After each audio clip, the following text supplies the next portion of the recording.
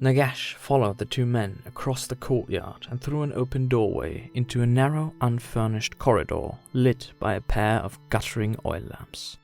More slaves were bustling up and down the passageway, bearing empty jars of wine or platters of half-eaten food.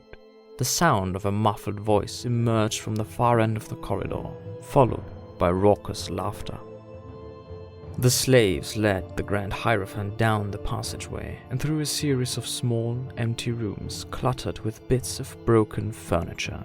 Each room was more brightly lit than the last, until Nagash found himself in a well-lit antechamber, adjoining the house's large common room. The buzz of voices and the clink of metal cups sounded from the other side of the antechamber. Nagash waved the slaves aside, and with a brief glance back at Khemri, he straightened his robes and stepped quietly through the nearest doorway. Unlike the rest of the house, the common room had been richly appointed with furnishings from the Grand Hierophant's apartment at the royal palace. The floor was covered in fine rugs made in distant Lamia, and fine divans set with silk cushions had been arranged in a rough circle around an imposing chair made of dark polished wood. A dozen young noblemen lounged on the divans or sprawled on the rugs, drinking wine and picking at scraps of fish or dowel from copper plates laid out amongst the revelers. The aromatic smoke from the expensive incense curled from braziers in the corners of the room. Heads turned as the Grand Hierophant entered the room. Faces flushed with wine and ribaldry wore expressions of bemusement and then surprise as the guests recognized the man who had come to the feast. Nagash stepped forwards, pausing beside the chair of dark wood reserved for the dinner's host. As the drunken voices fell silent, the man reclining in the chair straightened with a chuckle. "What now? Will we have dancing girls?" he asked, glancing over his shoulder. "With skin as pale as moonlight and hair as black as—" His lecherous smirk turned to wide-eyed shock as he saw who stood beside him. Nobleman and priest stared at one another for a long moment. Then, Arkan the Black began to laugh. The Grand Hierophant turned grim. "Do I amuse you?" he asked in a quiet voice. Arkan smiled, revealing his ruined teeth. "We were speculating who our mysterious host might be," he said, lapsing once again into laughter. "Ramket thought it might be another attempt by the king to keep us out of the winehouses." He raised his glass to Nagash. "And here you are." Ramket, a dark-eyed brute of a man with the face of a dockside brawler, glared daggers at Arkan. The other nobles burst into drunken laughter at their friend's discomfort. Another noble, a man named Meruhep, fished a baby eel from a bowl in his lap and studied it in the lamplight. "Our friend Ramket seems to know a bit too much. Perhaps we have a spy in our midst," he said, tilting his head back and noisily slurped the eel down. More laughter filled the room. Nagash waited in silence until the merriment died away. He eyed Arkan coldly. After a moment, the nobleman's smirk faded, and he rose sullenly from the chair. Nagash settled gracefully in the seat. "A crude attempt at humor, but the sentiment is accurate," the Grand Hierophant said. "In fact, the reason you are here is because you know firsthand how misguided and dangerous my brother's rule has become." Arkan snorted into his wine cup.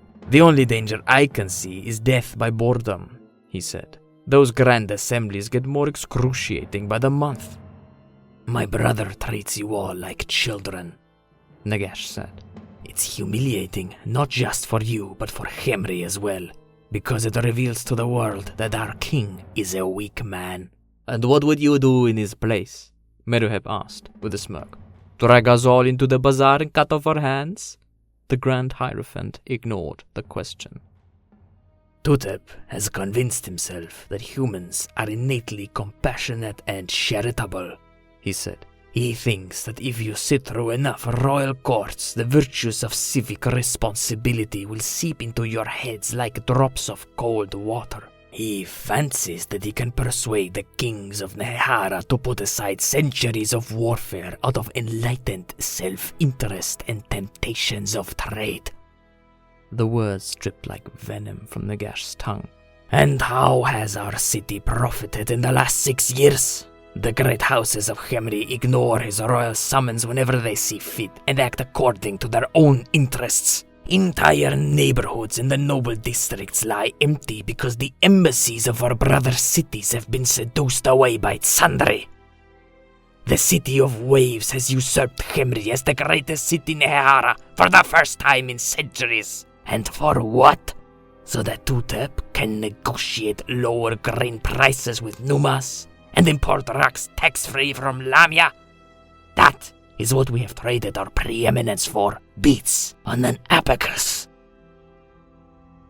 Several of the nobles shifted uneasily at the vehemence in Nagash's speech. One of the men, a handsome, easygoing rake named Shepsu, leaned back on his divan and eyed the Grand Hierophant warily. If things are as dire as you paint them, Holy One, why haven't the great houses moved against Tutep? He asked. Wasn't that how your dynasty came to exist in the first place? Nagash gave Shepsu a sharp glance, but then a reluctant nod. Ketep had been of royal blood, but he was not the son of Rakov, the previous king. For the moment, the current situation favors the great houses, Nagash continued. Under my father's rule, their power and influence were kept in check, but now they can flout the king's law and build their fortunes however they choose. He shrugged. No doubt in time, one of the houses would believe itself strong enough to seize the throne, but they will never get the opportunity. Tsandri means to become the preeminent power in Nehara, but for that to be possible, Khemri must be forever broken. King Nekomet is gathering his strength even now. In a short time, perhaps a few years, he will grow bold enough to march against us. When that happens, the living city will bend its knee to Tsandri and forever become its vassal. The assembled noblemen did not know how to respond to Nagash's bold declaration. Many looked to their wine cups or glanced surreptitiously at their fellows. Only Arkan ventured a reply. These are grim tidings indeed, Holy One, but what do you expect us to do about it? He asked. We have no power, wealth, or influence. The nobleman gave the Grand Hierophant a ruined grin. I suppose we could challenge Nekomet to a drinking contest. Or a game of dice. How would that be? Ramket glowered at Arkan. I wouldn't try, he muttered. I've seen the way you throw dice. The room erupted in gales of laughter at Arkan's expense. The nobleman bared his blackened teeth and snarled drunken oaths at his friends, and for a few moments all the talk of kings and conquests was forgotten. Nagash simply sat, patient and unblinking as a snake, until finally the laughter died down and the faces of the guests were solemn once more. Power is a fluid thing, he continued, as though the interruption hadn't occurred. It changes hands more easily than one might think. Surely my brother is a prime example of that. Nagash studied each of the assembled nobles in turn. You are powerless now, that is true, but that could change. Arkan leaned forwards, setting his cup on the floor. You could arrange such a thing? He asked. The Grand Hierophant smiled coldly. Of course, he replied. The old ways are coming to an end. Khemri will have a new king, and he must be served by cruel and ruthless men. Men who are not afraid to bloody their hands and make people fear the living city once more. Nagash studied his assembled guests in turn. You can be wealthy and powerful beyond your wildest dreams, if you are the ruthless men I seek. Meruhep noisily slurped down another eel. You're a fool if you think you can become king, he sneered. You're a priest. The council at Mahrak would never allow it. Those frauds have no power over me. Nagash snarled, his hands clenching at the grips of his chair. Their authority is a lie, and one day I will cast them into the dust. They have bound us to the will of the false gods for long enough.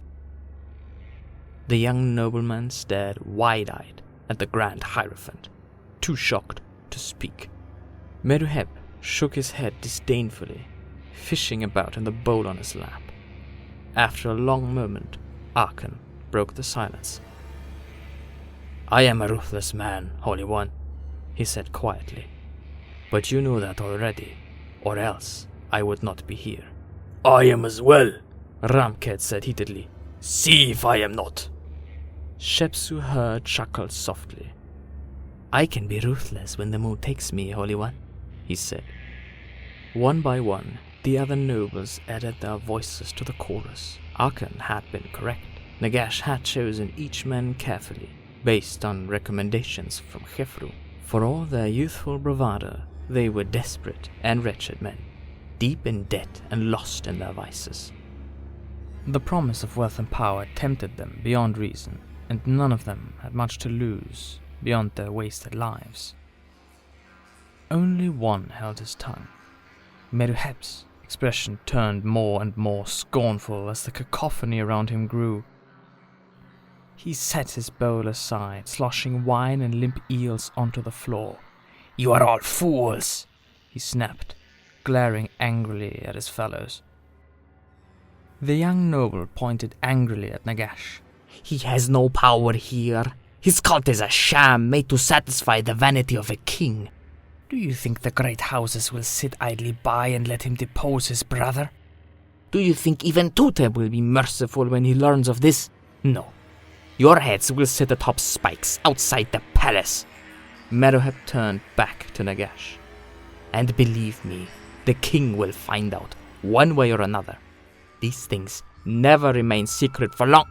The young noble stopped in mid-sentence, his brow furrowing. For a moment, it looked as though he'd lost his train of thought, and then his eyes widened, and he doubled over with a gasp of pain that quickly gave way to agonized screams. Men scrambled to their feet with surprised shouts. Some threw their wine cups to the floor, fearing some kind of poison. One man, a distant cousin of Meruhep, tentatively approached the stricken noble's side, but stopped when he caught the look on Nagash's face. The Grand Hierophant was staring intently at the writhing nobleman, his lips moving in silent recitation. Shepsu caught the look on Nagash's face as well. His gaze fell on Meruhep, and his eyes widened in horror. Blessed Neru, he said, pointing to the floor. The eels! The assembled nobles followed Shepsu's gesture. Meruhep's overturned bowl lay in the center of the floor, and a knot of boiled eels writhed and snapped, like a clutch of snakes in the spreading pool of wine. Cries of horror and dismay filled the common room, and the young men recoiled in terror from Meruhep's thrashing body. Within seconds, his screams turned to gurgling, gasping cries, and blood began to soak through his linen robes. His movements became uncontrolled, turning into death spasms as the eels chewed through his abdomen. Within a few minutes, Meruhep was dead, laying in a pool of his bodily fluids. Long, pale shapes squirmed through the blood and bile, falling still, one by one, when the last of the creatures had returned to lifelessness. Nagash raised his eyes to the shaken crowd. No doubt you all understand the need for secrecy in this endeavor, he said calmly. He beckoned to the shadows at the corners of the room, and slaves rushed forward to drag Meruhep's body away. For the moment, you need do nothing but wait. Nagash raised his hands again, and Khemri appeared from the antechamber. The young priest carried a roll of papyrus in his hands. At present, all I need from you are your names, said Khemri. Write them down on this scroll along with the names of any other noblemen whom you believe can be persuaded to our cause. Khemri went to Arkan first, handing over the papyrus and reaching for an ink brush tucked into his sleeve. The nobleman was staring at the trail of blood left behind by Meruhep's corpse, with a mixture of avid interest and revulsion. With an effort, he tore his gaze away from the nightmarish scene and glanced at the papyrus. Do we sign this in blood? Arkan asked hesitantly. The question surprised Nagash. Blood? He said archly. Certainly not. What do you take me for, some kind of barbarian? Hours later, Nagash emerged from the decrepit house and directed the palanquin bearers to return to the necropolis. They did so fearfully, their footfalls echoing down the city's deserted streets. It was nearing the hour of the dead, when Neru's light was nearly gone and the spirits of the wastes could roam the land in search of prey. When they finally returned to the Great Pyramid, Khemri had to promise to double the men's wages to keep them from waiting among the jackal-haunted tombs. Nagash noticed none of this. He rose from the palanquin without a word and dashed swiftly inside the huge tomb. The oil lamps were still burning inside his sanctum. He snatched one up and rushed forwards, holding it high above his head, and banishing the shadows that concealed the contents of the wooden cage on the opposite side of the room. Mewling cries of terror greeted Nagash as he reached the enclosure. Yellow light gleamed from the white, maddened eyes of a young man who had pressed his trembling body into the furthest corner of the cage to try to escape the fate that had befallen his sister. Her body lay almost at the Grand Hierophant's feet, surrounded by a pool of congealing blood. Nagash fumbled quickly at the lock, securing the cage door. Then he reached in and seized the young man by the hair.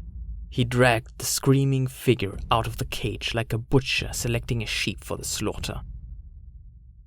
The Grand Hierophant smiled. The young man, Shepresh by name, was completely unharmed.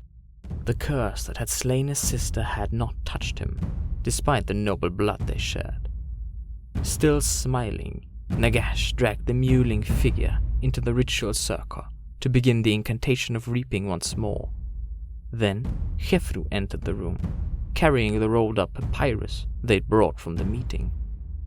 The names, Nagash said, stretching out his hand. The names, bring them here. The hour of the dead was at hand, and there was terrible work to be done.